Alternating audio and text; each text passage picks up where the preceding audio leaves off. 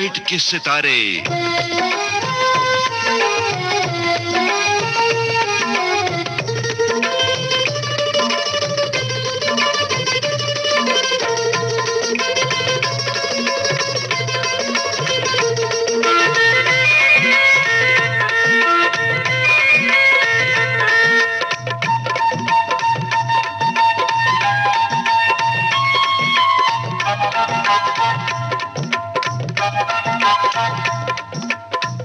दोस्तों नमस्कार।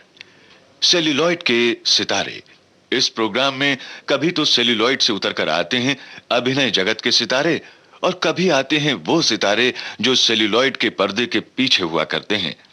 पर्दे के पीछे ये सितारे कभी तो आवाज का जादू जगाते हैं और कभी मादक धुनों पर टिमटिमाते गीतों का उजाला करते हैं। यानी कभी तो पार्श्व गायक गायिका के रूप में तो कभी संगीतकार के रूप में। हमारे आज के प्रोग्राम में मेहमान हैं जानी मानी संगीतकार सितारों की जोड़ी नदीम श्रवण के श्रवण राठौड़। इस जोड़ी ने अनगिनत कर्णप्रिय और श्रवण प्रिय गीत बनाए हैं। आज हमारे श्रोताओं के लिए श्रवण राठौड़ से खास तौर पर मुलाकात की है कविता राठौड़ ने। तो आइए आनंद लें इन दोनों की बातचीत का और श्रवण राठौड़ के मनपसंद गीतों का।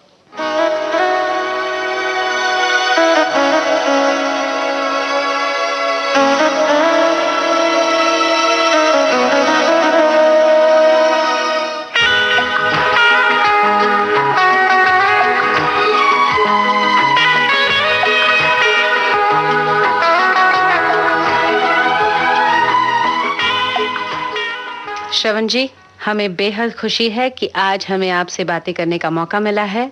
आपका हार्दिक स्वागत है। कविता जी, नदीम और श्रवण की तरफ से यानी कि मेरी तरफ से हमारे सभी सुनने वाले और चाहने वाले श्रोतागणों को मेरा प्यार भरा संगीत भरा नमस्कार। अच्छा श्रवण जी, बतौर संगीतकार फिल्मी दुनिया में आपका प्रवेश सिर्फ श्रवण के नाम से नहीं बल्कि मशहूर जोड़ी नदीम श्रवण के नाम से हुआ। हम ये जानना चाहेंगे कि ये जोड़ी कब और कैसे बनी। हाँ, ये बहुत ही एक इंटरेस्टिंग कहानी है। ऐसे हुआ था कि जब हम कॉलेज में स्टडीज कर रहे थे तो हमारे एक बड़े कॉमन फ्रेंड थे हरीश बोपैया, जिन्होंने मुझे नदीम से मेरी मुलाकात करवाई।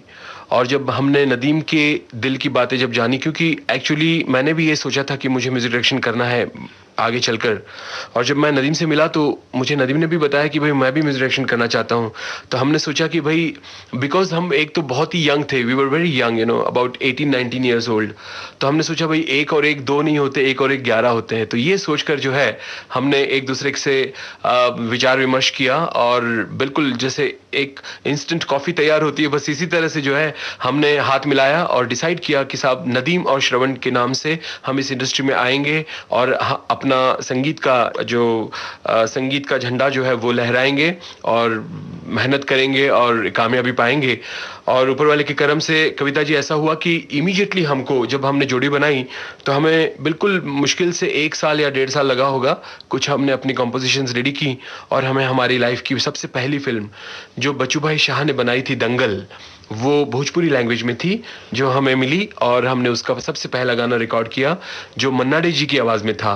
तो मैं जरूर चाहूंगा कि हमारे सभी श्रोतागण जो हैं वो हमारा ये गाना सुने और उसका लुत्फ उठाएं।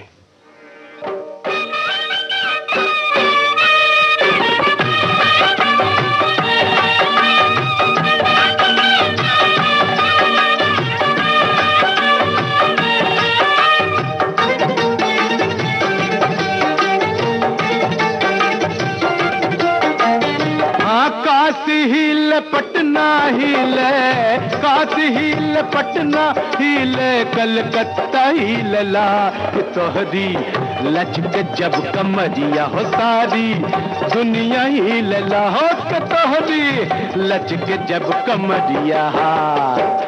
काश हिल पटना हिल कलकत्ता हिलला तोहरी लचक जब कमरिया हो तारी दुनिया हिलला हो तोहरी लचक जब कमरिया।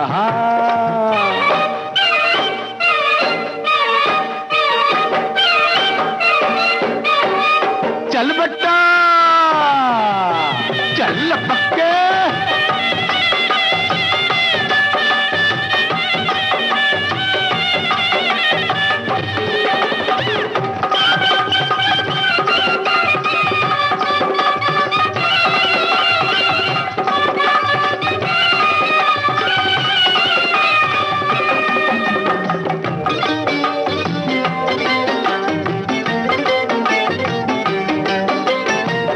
मुंशी पटवारी हिले लखाने दरवा, हाकिम की कुर्सी हिले लसारा जिलवा, हंस के चले लुट गजिया, हंस के चले लुट गजिया, बजजिया हिले लाहो के तोहरी, लच के जब कमरिया हो तारी, दुनिया हिले लाहो के तोहरी, लच के जब कमरिया।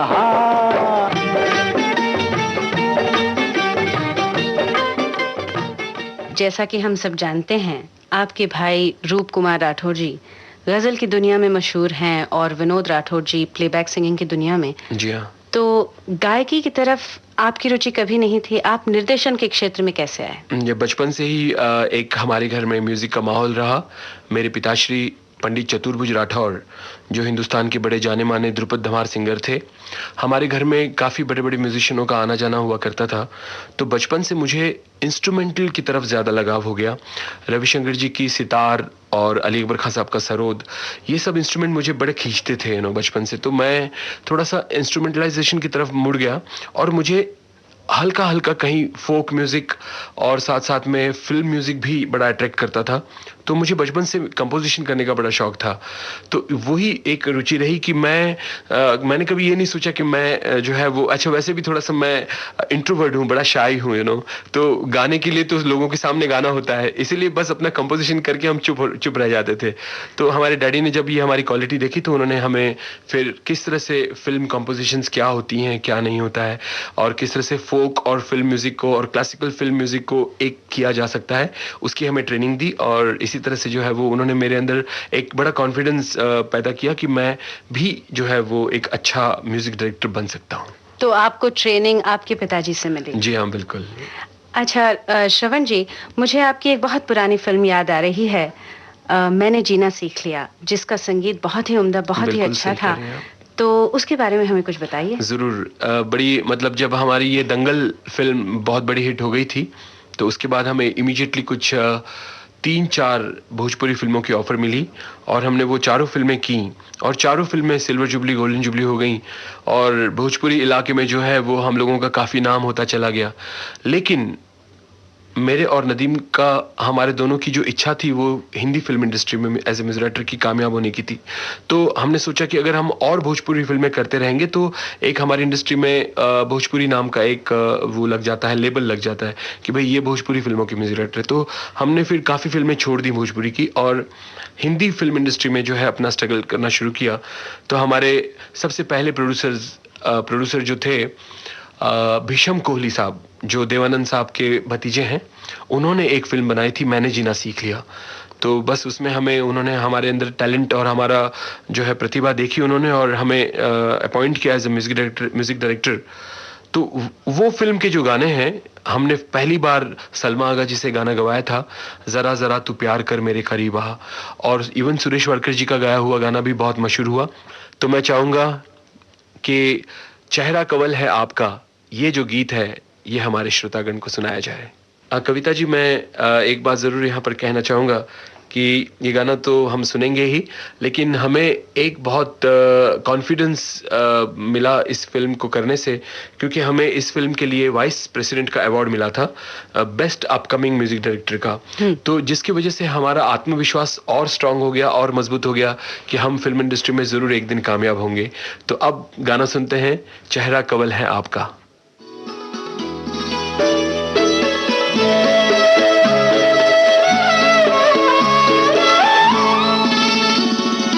चेहरा कमल है आपका, आंखों में है शराब, आंखों में है शराब, सारे जहां में आपका कोई जवाब, चेहरा कमल है आपका।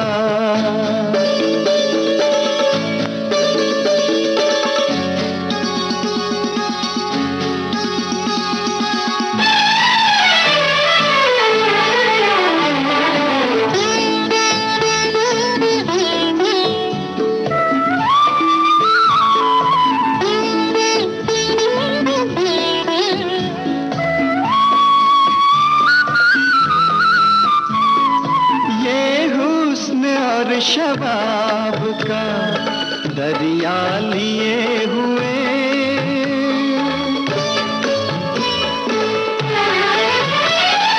ये हुस्न और शबाब का दरिया लिए हुए, दामन में मेरे प्यार की दुनिया लिए हुए। दिल लेके यूं न जाइए,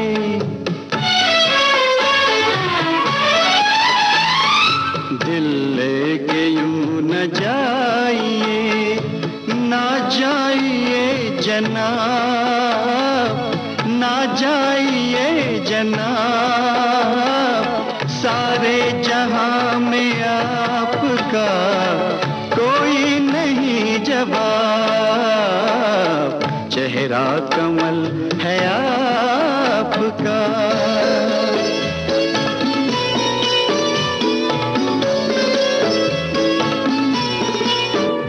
श्रवण जी, आशिकी के बाद नदीम श्रवण की जोड़ी चोटी पर पहुंच गई। हमारे सुनने वाले ये जरूर जानना चाहेंगे कि आशिकी के पहले का दौर कैसा था। कविता जी, आशिकी के पहले का दौर बहुत ही खतरनाक रहा हमारी जिंदगी का, क्योंकि हमें बहुत ज़बरदस्त जो है स्ट्रगल करना पड़ा इस इंडस्ट्री में। 1974-75 में जब हमने इस इंडस्ट्री में कदम रखा तो अनफॉर्चुनेटली जो है वो एक्शन फिल्मों का दौर शुरू हो गया था। हमारे कुछ हिंदी गाने भी चले, कुछ भोजपुरी गाने भी चले, लेकिन ये था कि दौर टोटल एक्शन फिल्मों की तरफ चला गया था। जैसे कि शोले फिल्म बहुत बड़ी हिट हुई थी 75 में, तो लोगों का जो है म्यूजिक डायरेक्शन के ऊपर से एक जो प्रोड्यूसरों का फेथ होता है या जो एक म्यूजिकल फिल्में होती हैं वो ही बननी बंद हो गई थी और लोग जो है सिर्फ एक्शन फिल्मों के पीछे जा रहे थे। तो जिसकी वजह से धीरे धीरे इवन हमारे जो बड़े बुजुर्ग म्यूजिक डायरेक्टर्स थे उनको भी अच्छी फिल्में नहीं मिलती थी, और एक्शन फिल्मों की वजह से जब उनको अच्छे फिल्में नहीं मिलती थी तो हम लोगों को उस दायरे में से निकलते निकलते काफ़ी वक्त लग गया। अब आप देखिए कि 1981 में जब हमारी ये मैंने जीना सीख लिया, जब हमें वाइस प्रेसिडेंट अवार्ड भी मिला, तो उसके बावजूद भी जो है इंडस्ट्री में नए म्यूजिक डायरेक्टरों के लिए कोई जगह उस वक्त भी नहीं हासिल हुई थी। धीरे धीरे फिल्म म्यूजिक का स्तर और गिरता चला गया और हमें बहुत ही तकलीफ होती गई। हमें कुछ रास्ता ही नहीं सूझ रहा था। हम लोगों ने कुछ हॉरर फिल्मों में म्यूजिक दिया, क्योंकि हॉरर फिल्मों में म्यूजिक होता ही नहीं है, तो इट वाज लाइक हमें कुछ समझ में नहीं आ रहा था कि क्या करना है। हाँ। तो बहुत ही मेहनत और बहुत ही कठिन समय से हम लोग गुजरे हैं और यहाँ तक हम तो 1986-87 में हमने डिसाइड कर लिया था कि भाई एक आध एक साल और मेहनत करेंगे और कोशिश करते हैं, अगर कुछ नहीं होगा तो हम लोग कुछ अपना नया बिजनेस शुरू कर देंगे, लेकिन वो बिजनेस नदीम श्रवण के नाम का ही होगा, चाहे वो जो है वो चाहे संगीत की दुनिया में ना हो, दुनिया हो, चाहे वो कोई भी वर्ल्ड हो, यू नो। और इस तरह से हम लोग दोनों एक दूसरे का कंधे से कंधा मिलाते हुए हमने स्ट्रगल किया, लेकिन ऊपर वाले का लाखों करम रहा कि 87 में जब हमने डिसीजन लिया कि हम आगे कुछ नहीं करेंगे, तो अचानक जो है वो एक सुंदर ऐसी किरण जो है वो हमें नजर आई, तो जहां हमारी आशिकी का म्यूजिक करने का हमें मौका मिला। इसका पूरा श्रेय अनुराधा पौडवाल जी और गुलशन कुमार जी को जाता है। तो हमारे श्रोतागणों को एक आशिकी का खूबसूरत गाना सुनाते हैं। नजर के सामने जिगर के पास कोई रहता है, वो हो तुम। जरूर।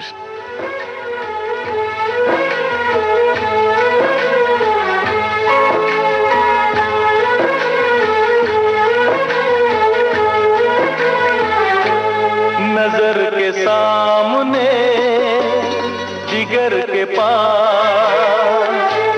नजर के सामने जिगर के पास कोई रहता है,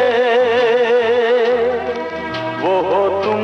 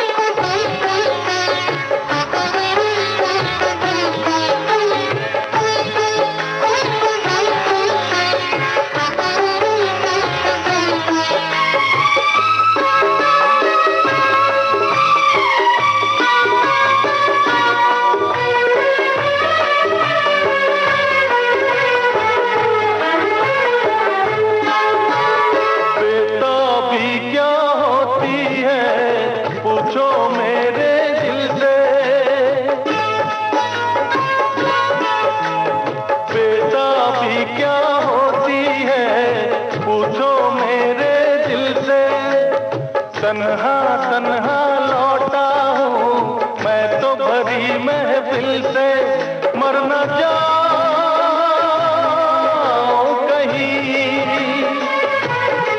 मर न जाऊं कहीं, ओके तुमसे जुदा, नजर के सामने जिगर के पास, नजर के सामने जिगर के पास कोई रहता है, वो तुम। श्रवण जी, भारतीय फिल्म संगीत के इतिहास में संगीतकार जोड़ियां काफी मशहूर रही हैं, जैसे हुसन लाल भगत राम, शंकर जयकिशन, लक्ष्मीकांत प्यारेलाल। आज की दुनिया में आशिकी के बाद नदीम श्रवण। तो हमें बताइए आशिकी के बारे में कुछ और उसके बाद का कुछ। जरूर। ऐसा था कि जब हमने ये डिसीजन लिया था कि भाई हमें अब फिल्में नहीं करनी है या हमारे लायक का कोई म्यूजिक सुन ही नहीं रहा है, तो अचानक जैसे मैंने आपको पहले बताया कि एक बहुत खूबसूरत सी किरण गुलशन कुमार जी और अनुराधा पौडवाल के बकौल हमारे लिए आई और आशिकी फिल्म के गाने हम लोगों ने रिकॉर्ड करने शुरू किए। इसकी सबसे बड़ी बात ये थी कि नदीम और श्रवण जो जोड़ी आज की डेट में लोगों को ये महसूस होता है कि भाई माशाल्लाह जो है वो ये जोड़ी आज बहुत पॉपुलर है, तो उसकी सिर्फ रीज़न यही है कि इसके पीछे बहुत कड़ी मेहनत है हमारी 17-18 साल की स्ट्रगल की। हमने इस 17-18 साल के जो स्ट्रगल में करीब करीब 10,000 गाने, 10,000 से 12,000 गाने कंपोज किए। अच्छा। और वही हमारी मेहनत जो है वो आशिकी में जो है रंग ले आई। और ये सारे गाने अब हमें ये महसूस होता है कि जो हमने गाने कंपोज किए थे 1975-76 में, वो 16 साल के बाद जो है देखिए पॉपुलर हुए हैं। इसका मतलब ये होता है कि हम लोग 15-16 साल आगे चल रहे थे, तो नेचुरली हमारी कंपोजिशन कोई कैसे डाइजेस्ट करेगा। लेकिन हमें इस बात की बेहद खुशी है कि आफ्टर आशिकी जो है हम लोगों को पीछे मुड़ के देखने की ज़रूरत नहीं पड़ी। और आशिकी के वक्त ही हमने जो पहले 4 गाने रिकॉर्ड किए थे, जिसमें नज़र के सामने जिगर के पास, सांसों की ज़रूरत है जैसे, मैं दुनिया बुला दूंगा तेरी चाहत में, और चौथा गाना जो था वो था दिल है कि मानता नहीं। ये जो गाना है ये पहले आशिकी के लिए रिकॉर्ड किया था, लेकिन जब महेश भट्ट जी ने गाने सुने तो उन्होंने ये कहा कि भाई ये दिल है कि मानता नहीं गाना जो है ये इतना खूबसूरत, खुद ब खुद इतना खूबसूरत गाना है कि हम इसको लेकर के एक नई फिल्म बनाएंगे, तो क्यों ना हम दिल है कि मानता नहीं एक नई फिल्म के रूप में इस गाने को हम दूसरी फिल्म में यूज़ करेंगे। तो इस तरह से जो है ये दिल है कि मानता नहीं गाना जो हम सबका फेवरेट है, मेरा, नदीम जी का, अनुराधा जी का, गुलशन जी का और महेश भट्ट जी का, तो मैं चाहूँगा कि हमारे सभी श्रोतागणों को ये दिल है कि मानता नहीं का टाइटल सॉन्ग सुनाया जाए। ये बहुत कम हुआ होगा कि गाने के आधार पर एक फिल्म बनी होगी। बिल्कुल सही। तो इस गाने को सुनना बड़ा जरूरी हो गया है। बिल्कुल सही कविता जी। दिल है कि मानता नहीं, दिल है कि मानता नहीं, मुश्किल बड़ी है रस्म मोहब्बत, ये जानता ही नहीं। दिल है कि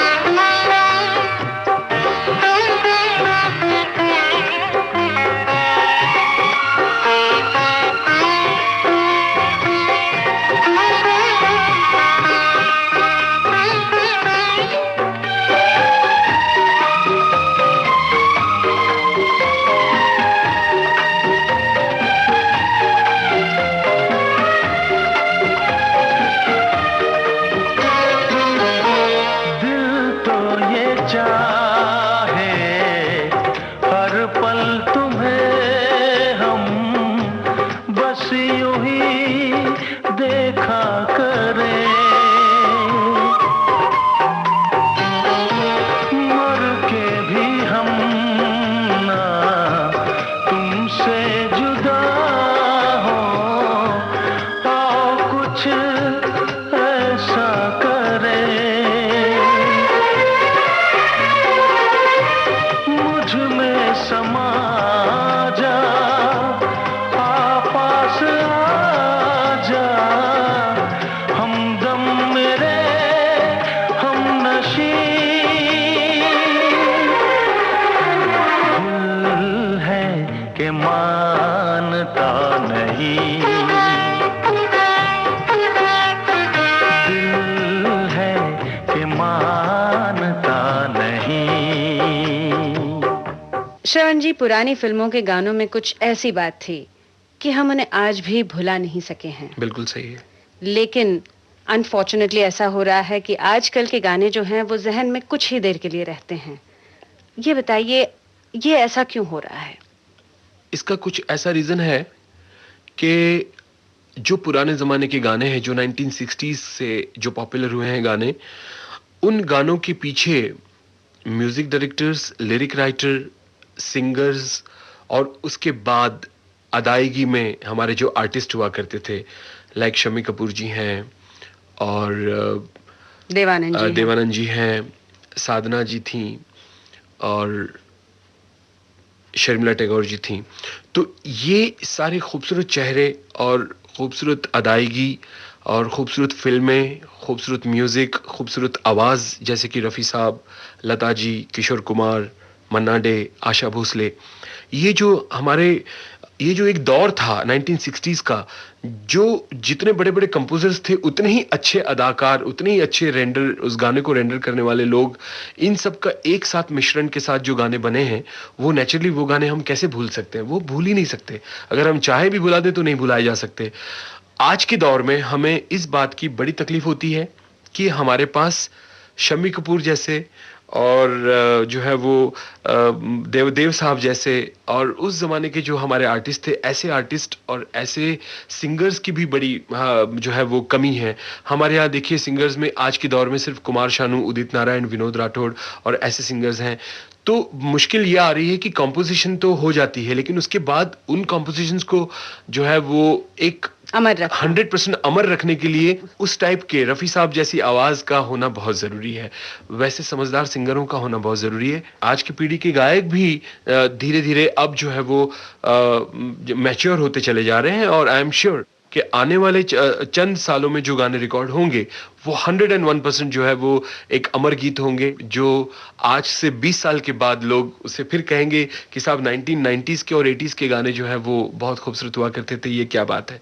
तो दौर बदल रहा है, जिसकी वजह से हमें ये महसूस होता है कि आज के गाने कमज़ोर हैं। वो कमज़ोर नहीं हैं, आज के भी गाने उतने ही अच्छे हैं, लेकिन ये डेफिनेटली हमें आगे चल के वक्त ही बताएगा कि आज के गाने कितने हद तक अमर रहते हैं।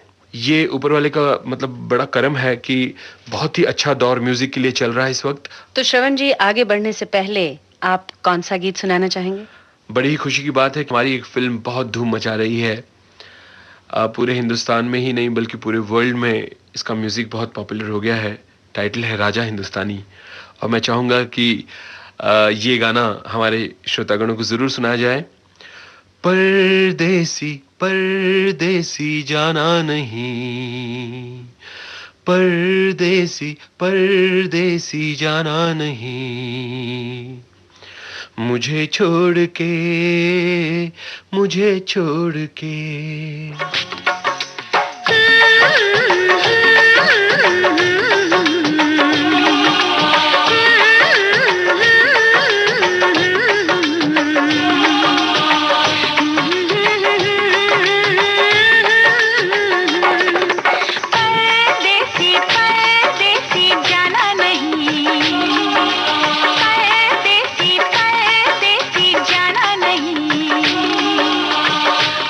छोड़ के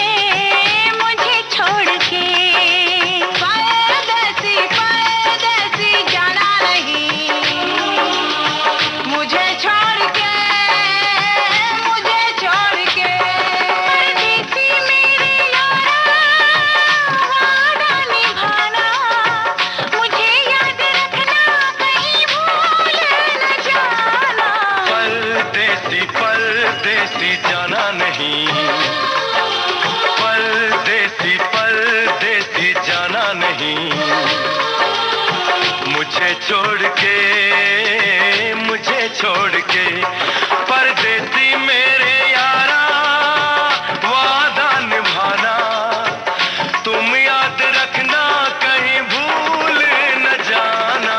परदेसी परदेसी जाना नहीं, मुझे छोड़ के, मुझे छोड़ के।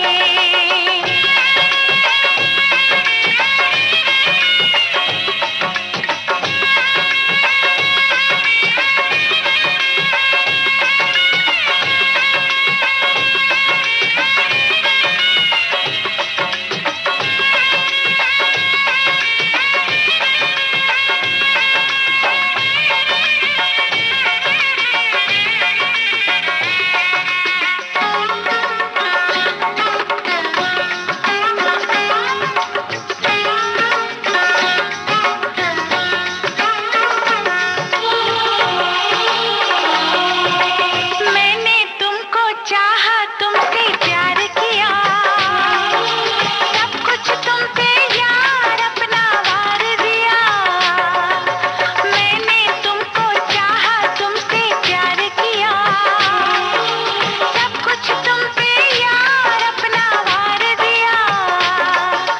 बन गई जोगन मैंने प्रीत का जोग लिया, ना सोचा ना समझा दिल का रोग लिया। परदेसी मेरे यारा लौट के आना, तुम याद रखना कहीं भूल न जाना। परदेसी परदेसी जाना नहीं, तू जाना नहीं। परदेसी परदेसी जाना नहीं, रे जाना नहीं। मुझे छोड़ के, मुझे छोड़ के। दोस्तों, आपने ट्यून किया है विविध भारती का वो प्रोग्राम जिसका नाम है सेल्यूलॉइड के सितारे। और आज इस प्रोग्राम में आप सुन रहे हैं संगीतकार श्रवण राठौड़ से कविता राठौड़ की बातचीत। आज के दौर में Shravan ji, fusion music, rap music, pop music बहुत ही पॉपुलर होता जा रहा है, तो इसके बारे में आपके विचार क्या हैं? क्या है कि वक्त जो है वो एक सर्कल की तरह है, वो कभी पॉप म्यूजिक, कभी रैप म्यूजिक, कभी मेलोडीज म्यूजिक, ऐसा ये दौर चलता ही चला जाता है। तो आज के दौर में हमारे स्पेशली टेलीविज़न चैनल्स की वजह से हमारी जो युवा पीढ़ी है वो चारों तरफ पॉप म्यूजिक में बहुत इंटरेस्टेड हो गई हैं। फिल्मों में भी जो है वो इसी तरह से हमें चेंज लाना पड़ता है, वक्त के साथ साथ चलना होता है। तो मैं नहीं समझता कि इसमें कोई गलत बात है, बस इतना ही है कि इसके साथ साथ हमारे हिंदुस्तानी कल्चर का जो म्यूजिक है वो और ये वेस्टर्न पॉप, अगर ये दोनों को मिला दिया जाए तो जो है वो एक बहुत खूबसूरत फ्यूजन तैयार होता है और बहुत ही मेलोडियस चीज़ें बनती हैं। जैसा कि हमने फिल्म राजा में एक अंग्रेजी गीत है कम सितंबर, उसकी सिर्फ बिगिनिंग की 2 लाइनें ली थी और उसके बाद फिर हमने खुद अपने हिंदुस्तानी कल्चर के हिसाब से उसको कंपोज किया है।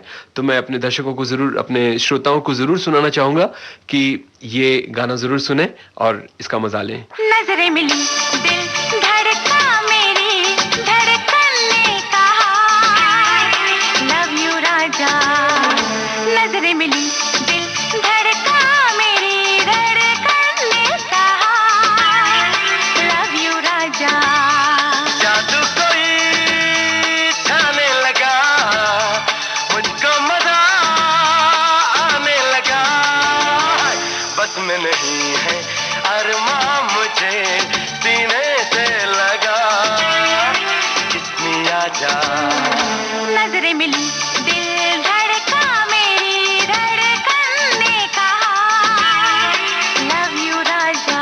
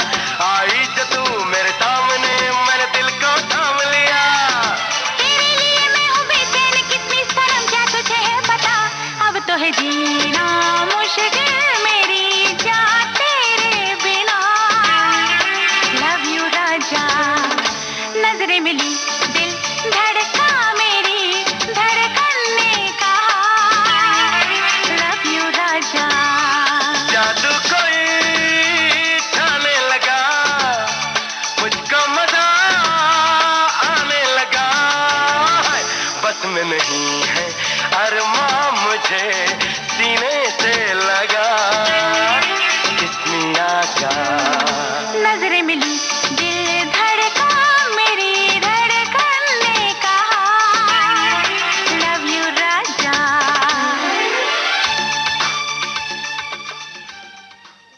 श्रवण जी, एक बात आप मुझे दिल से बताइए। जरूर। देखिए, पुराने जमाने में संगीत निर्देशकों को काफी छूट होती थी धुन बनाने में, या कि वक्त की पाबंदी भी इतनी नहीं रहती थी जो कि आज के जमाने में है। आज के निर्देशकों को, संगीत निर्देशकों को अंडर प्रेशर काम करना पड़ता है और कई बार ऐसे समझौते करने पड़ते हैं जो वो न करना चाहते हों। तो आपके सामने भी कभी ऐसी परिस्थिति आई होगी? जी हाँ, कई बार आ जाती है ऐसी परिस्थिति, क्योंकि कुछ प्रोड्यूसर्स ऐसे हैं जो साउथ की कुछ फिल्मों से इंस्पायर होकर के आते हैं और कहते हैं कि साहब हमें साउथ की ये फिल्म बहुत पसंद है, तो हम ये फिल्म बनाना चाहते हैं, तो आप इसका म्यूजिक करें। तो वो फिल्म की कहानी तक तो ठीक है, लेकिन वो प्रोड्यूसर्स जो है साथ साथ में साउथ के गाने भी लेकर आ जाते हैं। अब मुश्किल ये होती है कि हाँ, नदीम श्रवण एक स्कूल है, हम लोगों ने अपनी एक अलग स्टाइल बनाई है जो आज बहुत पॉपुलर हो गई है। तो हम चाहते हैं कि ये ही हम अपनी स्कूल के ही जरिए चलते रहें। हमारे श्रोता, हमारा जो अपने जो श्रोता जो हमें प्यार करते हैं, जो हमारा म्यूजिक सुनना चाहते हैं, हम उन्हें साउथ का म्यूजिक उठा करके उसको कॉपी करके क्यों दें। तो कई बार हमारे साथ ऐसा होता है, लेकिन फॉर्चुनेटली मैं और नदीम हम दोनों भी अपने जो है वो फुट डाउन कर देते हैं और हमारे अपने प्रोड्यूसर से रिक्वेस्ट करते हैं कि भाई या तो आप हमारा म्यूजिक लीजिए और या फिर आप किसी और म्यूजिक डायरेक्टर को ले लीजिए, ताकि जो है वो आपको अगर वो मद्रास के ही गाने चाहिए तो फिर आप जो है वो अपना रास्ता चुन सकते हैं। तो कई बार हमें फिल्में छोड़ देनी पड़ती हैं और हम फिल्म छोड़ देते हैं। हमें दुख तो जरूर होता है, लेकिन साथ साथ में हमें अंदर से बड़ी खुशी होती है कि भाई हमने वो काम नहीं किया जो और म्यूजिक डायरेक्टर लोग कॉम्प्रोमाइज करते हैं। अच्छा श्रवण जी, फिल्म इंडस्ट्री में कई दिग्गज संगीतकार आए और संगीत की अमूल्य भेंट देकर चले गए। बहुत सही है। आपका पसंदीदा संगीत निर्देशक कौन है? मेरे पसंदीदा संगीत निर्देशक जितने भी पुराने म्यूजिक डायरेक्टर्स हुए हैं वो सभी मुझे बहुत पसंद हैं और मुझे ऐसा लगता है कि जो है वो हर म्यूजिक डायरेक्टर की अपनी स्टाइल थी, अपना अंदाज था, अपना कंपोजिशन का एक अपनी खुद की छाप थी, जिसमें मदन मोहन जी का एक गाना जो मुझे बहुत पसंद है, फिल्म का नाम था मेरा साया और उसके बोल थे नैनों में बदरा छाए, जो लता दीदी ने बहुत ही एक्स्ट्राऑर्डिनरी रेंडरिंग की है। और एक तो ये गाना जरूर सुनते हैं।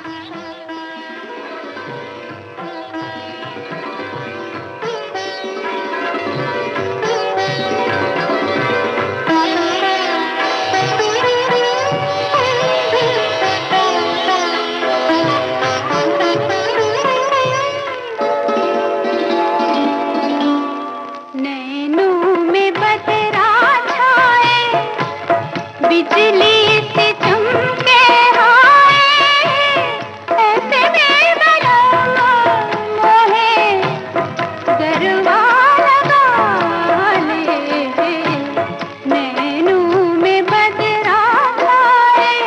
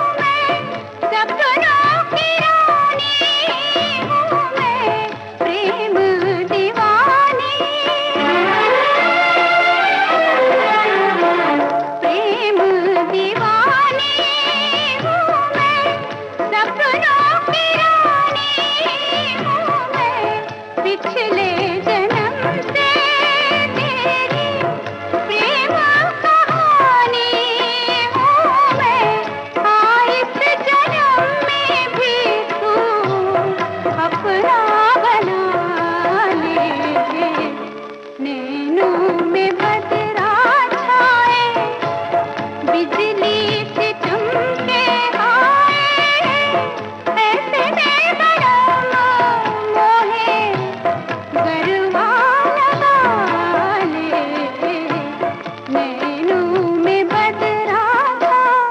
आजकल म्यूजिक इंडस्ट्री में काफी नए शब्द आ गए हैं श्रवण जी, जी जैसे म्यूजिक बैंक, स्टॉक, जो आम आदमी नहीं समझता है। जैसे स्टॉक का मतलब है कई धुनें पहले से ही बनी हुई होती जी हैं। हाँ।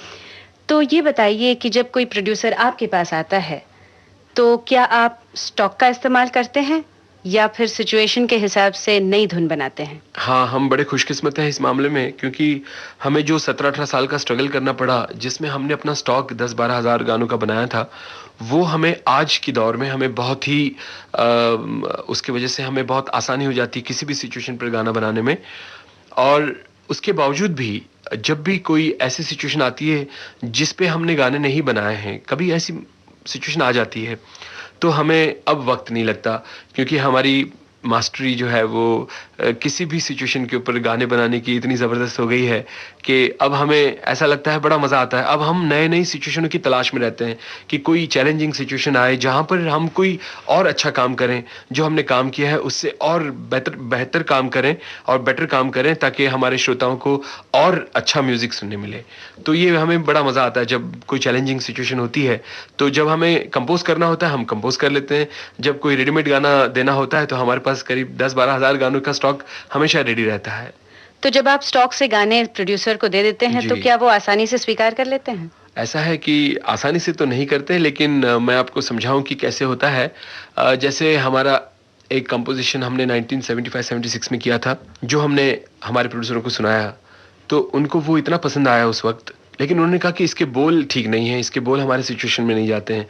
तो वो जो गाना था वो ऐसे था कि पहले दिल बने, फिर जिगर बने, फिर जान बन गए, तुम तो मेरे जीने का सामा बन गए, सामा बन गए।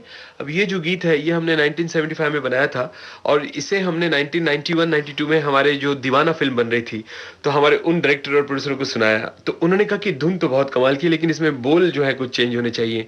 तो नेचुरली जो है वो बोल, समीर साहब बैठे हुए थे उस वक्त, और उन्होंने उसी वक्त जो है उस पे ऐसी दीवानगी देखी नहीं कहीं मैंने, इसलिए जाने जाना दीवाना तेरा नाम रख दिया। तो जैसे ये बोल आ गए, तो ये गाना 1975 में जो कंपोज किया था वो 1992 में ऐसा लग रहा था जैसे कि ये 1992 का गाना है। बिल्कुल नया गाना तो है। बिल्कुल नया गाना। तो इस तरह से हमारे स्टॉक के गाने हम इस तरह से मोल्ड करते हैं, और हमारे प्रोड्यूसरों को जब तक वो कन्विंस नहीं होते हम रिकॉर्ड नहीं करते। चलिए यही गाना सुन लेते हैं। बिल्कुल सुनते हैं। ऐसी दीवानगी देखी नहीं कहीं मैंने, इसलिए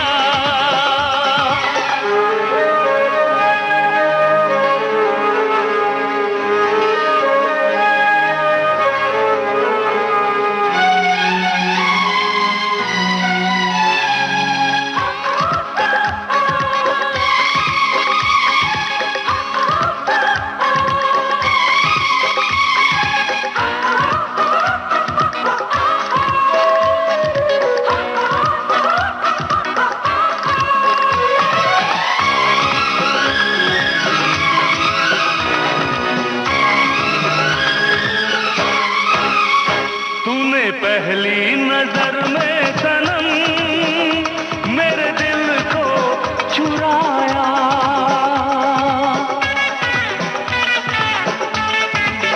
ओ तूने पहली नजर में सनम मेरे दिल को चुराया। कोई दुनिया से पराई तुझे अपना बनाया। बिना देखे तुझे अब न आए ख्याल। हर घड़ी है मुझे अब तेरा इंतजार। ऐसी दीवानगी देखी नहीं कहीं मैंने, इसलिए जाने जाना दीवाना तेरा नाम रख दिया, तेरा नाम रख दिया।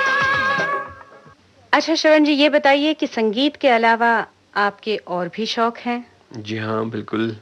संगीत के अलावा मुझे अपनी फैमिली के साथ रहना बहुत पसंद है। वक्त बहुत कम मिलता है फैमिली के साथ रहने का। दिन भर स्टूडियोज़ में, दिन भर म्यूज़िक रूम में जाना होता है, प्रोड्यूसरों के साथ बैठ कर के म्यूज़िक बनाना होता है। तो जब भी मुझे वक्त मिलता है फैमिली के साथ रहने का, तो मुझे बहुत मज़ा आती है ना, बच्चों के साथ खेलना, उनके साथ घूमने जाना और मम्मी के पास रहना, क्योंकि अनफॉर्चुनेटली 1987 में हमारे वालिद साहब की डेथ हो गई थी। तो माँ के पास रहना और फैमिली के साथ रहना मुझे बहुत पसंद है। इसके अलावा मुझे गेम्स का भी बहुत शौक है। मैं क्रिकेट मेरा बहुत ही फेवरेट गेम रहा है। और इसके अलावा मुझे माउंटेन्स बहुत पसंद है। तो मैचेस भी आप देखते जी होंगे? हाँ, सारे मैचेस देखते हैं और माउंटेन्स मुझे बहुत पसंद है। मुझे अच्छे नज़ारे बहुत पसंद है। तो जब भी मौका मिलता है तो हम किसी अच्छे हिल स्टेशन पे चले जाते हैं। माउंटेनियरिंग करते हैं? नहीं, वो तो नहीं कर पाते हैं, लेकिन हिल स्टेशंस पे चले जाते हैं और बहुत मतलब जो है वो जितना भी वक्त मिलता है बस इस तरह से गुजारते हैं। बातों का सिलसिला आगे बढ़ाने से पहले श्रवण जी एक गीत हो जाए। बिल्कुल कविता जी, मैं चाहूँगा कि जब अमर गीतों की कुछ बात निकली थी तो मुझे R.D. बर्मन साहब यानी पंचम जी का जो मुझे बेहद पसंद है वो गाना हम अपने श्रोताओं को सुनाते हैं। फिल्म का नाम है प्यार का मौसम और गाना है तुम बिन जाऊं कहां।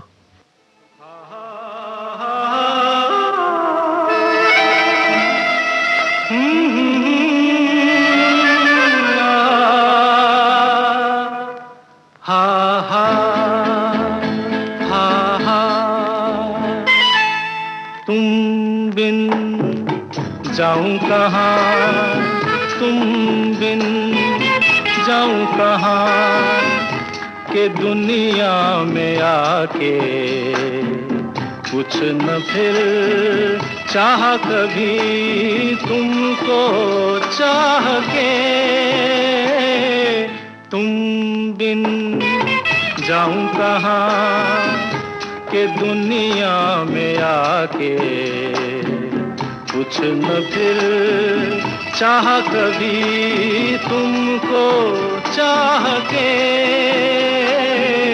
तुम बिन हा हा हा हा हा हा हा हा हा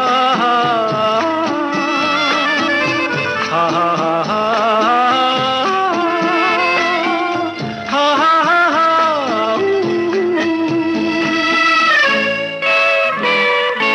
रह भी सकोगे तुम कैसे हो के मुझसे जुदा,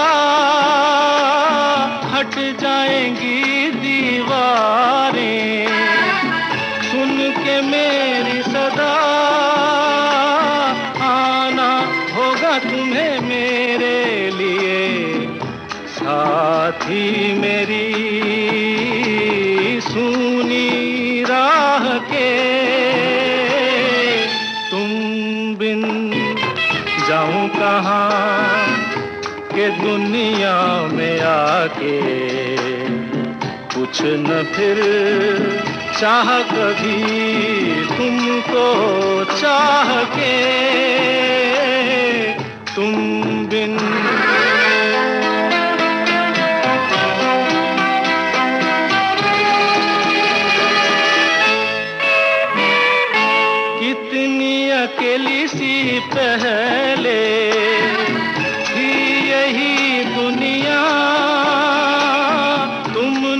नजर जो मिलाई, बस गई दुनिया दिल को मिली जो तुम्हारी लगन, दिए जल गए मेरी आह से। तुम बिन जाऊं कहाँ, तुम बिन जाऊं कहाँ, के दुनिया में आके कुछ न फिर चाह कभी तुमको चाह के, तुम बिन। श्रवण जी, हमारे श्रोताओं में कई कलाकार भी होंगे जो हमारे इस कार्यक्रम का आनंद ले रहे होंगे। जी हाँ। गायक होंगे, गायिकाएं होंगी, तो उन्हें आप क्या कहना चाहेंगे? उनके लिए मैं ये कहना चाहूँगा कि उनमें सबसे पहले अपने आप में एक बहुत ज़बरदस्त कॉन्फिडेंस होना चाहिए। उन्हें क्या करना है, किस क्षेत्र में आगे बढ़ना है, चाहे वो गायन हो, चाहे वादन हो, चाहे पेंटिंग हो। आर्ट एक बहुत ही मुश्किल सब्जेक्ट है, वो कोई आसान बात नहीं है। कलाकार जो है, जो कल को आकार देता है, उसे हम कलाकार कहते हैं। तो ये एक बहुत ही रिस्पॉन्सिबिलिटी वाला, बहुत बड़ी रिस्पॉन्सिबिलिटी है उस कलाकार के शोल्डर पर, जिसे अपनी कला के जरिए जो है वो एक पूरे वर्ल्ड में एक प्यार मोहब्बत का संदेशा देना है। तो सबसे पहले तो अपने आप पे बड़ा कॉन्फिडेंस होना चाहिए कि वो अगर गायक है तो उसे खुद को अपनी आवाज़ बहुत अच्छी लगनी चाहिए कि भाई मेरी आवाज़ मुझे बहुत पसंद है, तो ज़रूर मेरी आवाज़ में कुछ बात है। इसी तरह से उसे अपने आप पे कॉन्फिडेंस रखते हुए मेहनत करना चाहिए, डिवोशन के साथ बहुत ही वक्त देना चाहिए, रियाज करना चाहिए। तो मैं नहीं समझता हूँ कि फिर कामयाबी जो है कहीं दूर है। तो मेरा यही मैसेज है कि हर कलाकार को अपने आप पे कॉन्फिडेंस रखते हुए मेहनत और रियाज करना चाहिए। श्रवण जी, आपने बहुत ही सुंदर बात की कि कलाकार वो है जो कल को आकार देता है, और इसीलिए कलाकार में श्रद्धा और आत्मविश्वास की बेहद जरूरत है। बिल्कुल सही है। ये ना हो तो मुझे गाना याद आता है, वो गाना हम सुनेंगे। इकरार करना मुश्किल है, इनकार करना मुश्किल है।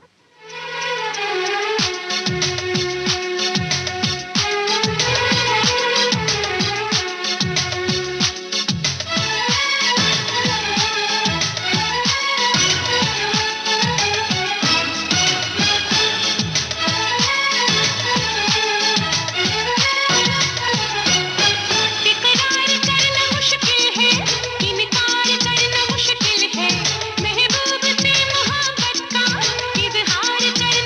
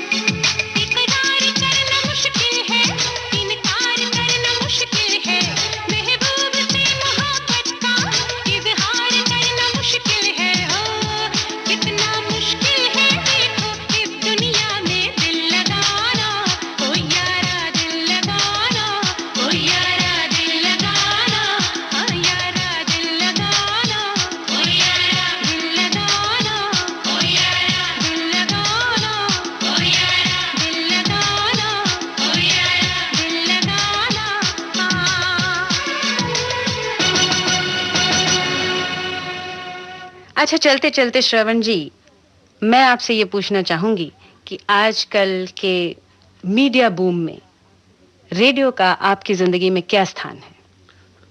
डेफिनेटली एक ज़माना था जब हम स्कूल में पढ़ाई करते थे, तो रेडियो के सिवा और कोई एंटरटेनमेंट के लिए दूसरी कोई साधन नहीं होता था। तो हम बस जो है, जब भी हमें वक्त मिलता था हम रेडियो के पास चले जाते थे, चाहे वो रनिंग कमेंट्री हो, चाहे क्लासिकल म्यूजिक हो, चाहे फिल्म के गीत हो, चाहे कोई बच्चों का प्रोग्राम हो, तो बड़ा मज़ा आता था। लेकिन जब से टीवी मीडिया वगैरह आ गया है, तब से धीरे धीरे जो है रेडियो से लगाव तो है।